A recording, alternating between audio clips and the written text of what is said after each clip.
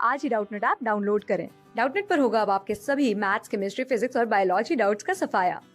बस अपने क्वेश्चन की फोटो खींचो, उसे क्रॉप करो और तुरंत वीडियो सोल्यूशन पाओ। Download now. इस क्वेश्चन में हमें गिवन है C60 जो कि कार्बन का एक फॉर्म है। तो बेसिकली हम कार्बन के जो एलोटॉप्स होते हैं, बहुत सारे एलोटॉप्स होते हैं, उनमें से एक C60 हो गया, एक डायमंड हो गया, है ना। ये कार्बन कार्बन जो डिफरेंट फॉर्म्स में एग्जिस्ट करता है उनको हम क्या बोलते हैं, कार्बन के एलोटॉप्स बोलते हैं, है ना। तो ऐसे बहुत सारे अपने पास क्या होते हैं, कार्बन के डिफरेंट फॉर्म्स हो सकते हैं। तो उनमें से एक हमारा क्या है, C60 है। ओके, तो ये क्या होता है, 60 कार्बन एटम्स की क्या होती है, एक रिंग होती है।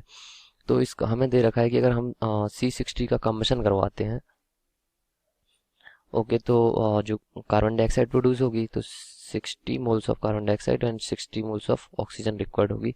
तो इसका जब हम कम्बशन करवाते हैं तो 1 ग्राम अगर कम्बशन करवाते हैं तो हमारी कितनी एनर्जी रिलीज होती है, -36 किलोजूल एनर्जी रिलीज होती है। ओके, तो हमें बताना है कि 1 मोल C60 में कितनी एनर्जी क्या होगी, रिलीज होगी, वो क्या होगी, हमारी स्टैंडर्ड एंथैल्पी ऑफ कम्बशन होगी।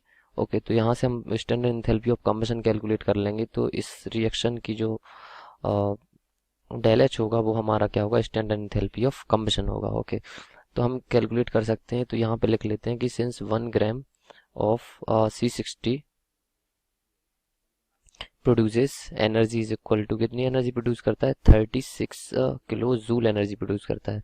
तो अपने पास कितना है, C60 में कितना ग्राम कार्बन होगा, 12 मल्टीप्लाइड बाय दी 60। 12 कार्बन का एटॉमिक वेट होता है और 60 कार्बन एटम्स है हमारे पास। ओके, तो gram of C60 will produce energy is equal to, will produce energy is equal to कितना हो जाएगा, 36 multiplied by 12 multiplied by 60 kilo joules हो गई। इतनी एनर्जी प्रोड्यूस हो गई और ये हमारी निकल के आएगी 25,920 किलो जूल हो गए। किलो जूल, इतनी एनर्जी क्या होगी, हमारी प्रोड्यूस होगी और ये होगा हमारा एंथैल्पी ऑफ कम्बसन, और ये होगा हमारा एक आंसर। ओके, अब सेकंड आंसर हमें ये बताना है कि हमें एंथैल्पी ऑफ कम्बशन हमने निकाल ली, हमें बताना है एंथैल्पी ऑफ फॉर्मेशन क्या होगी, स्टैंडर्ड एंथैल्पी ऑफ फॉर्मेशन। तो यहाँ पे हम स्टैंडर्ड एंथैल्पी ऑफ फॉर्मेशन के लिए लिख लेते हैं कि अगर हमारे पास सी ग्रेफाइट, बेसिकली सी ग्रेफाइट से ही बनाएंगे हम। ओके, क्योंकि ये मोस्ट स्टेबल फॉर्म होता है। और प्लस यहाँ पे प्लस कुछ भी नहीं, हमें कोई भी चीज़ की जरूरत नहीं पड़ेगी, ग्रेफाइट से हमें कन्वर्ट करना है C60 में। ओके, तो इसमें कन्वर्ट करने में जो एनर्जी हमारी रिलीज होगी वो क्या होगी, हमारी इंथैल्पी ऑफ फॉर्मेशन होगी। अगर हम इसको 25 डिग्री सेल्सियस टेम्परेचर पे और 1 atm प्रेशर पे अगर ये रिएक्शन को करवाते हैं और जो हमारा कंपाउंड फॉर्म होता है वो हमारा 1 मोल फॉर्म होता है, तो इसमें जो एनर्जी चेंज होगी वो हमारी होगी इंथैल्पी ऑफ फॉर्मेशन। ओके, तो बेसिकली इस रिएक्शन को हमें जो डेल एच एफ है वो हमें क्या करना है, फाइंड आउट करना है। ओके, तो हमारे पास एक रिएक्शन क्या होगी, एक रिएक्शन हमारे पास ये हो गई जहाँ पे C60 का हम क्या करा रहे हैं, कम्बशन करवा रहे हैं।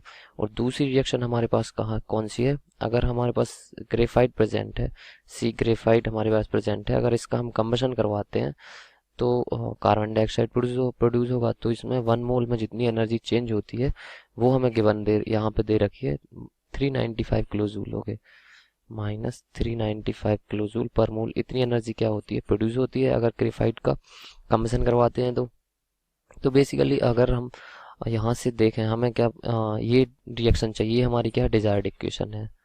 ओके, डिजायर्ड इक्वेशन, तो अगर हमें ये रिएक्शन चाहिए तो इस रिएक्शन को यहाँ पे एक्चुअली 60 कार्बन एटम्स होंगे। ओके, तो जो रिएक्शन हमारी 2 है, अगर हम रिएक्शन 2 में मल्टीप्लाइड कर दें 60 का, तो यहाँ पे 60 ग्रेफाइट हो जाएंगे। ओके, और यहाँ पे प्लस हम कर दें कौन सी रिएक्शन को, जो रिएक्शन 1 है, तो रिएक्शन 1 है हमें जो C60 है, तो C60 हमें किस साइड चाहिए, प्रोडक्ट साइड चाहिए, तो ये अभी यहाँ पे रिएक्टेंट साइड है।